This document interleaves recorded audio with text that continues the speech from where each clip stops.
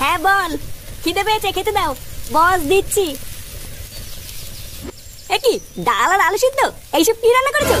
প্রতিদিন এক খাবার, বাড়া এইসব দিয়ে ভাত খাওয়া যায় নাকি? তোর বাবা যা বাজার করে দেবে তাই তো রান্না করব।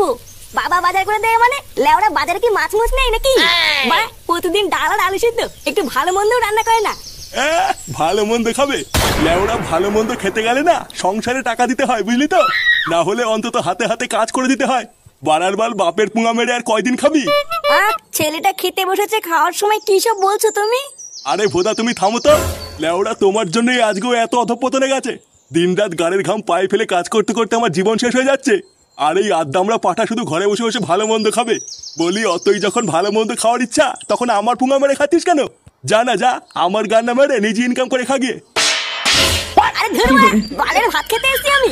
বাড়া দুটো ভাত খাবো কি, সেই থেকে কানের কাছে ক্যালকাল মারিয়ে যাচ্ছে। বাড়া দুটো কান আলু আর ডাল কিনে দিয়ে বড় বাল হয়ে গেছে। খাবোই না বালের ভাত। বাল খেতে এসেছিলাম আমি বাড়িতে।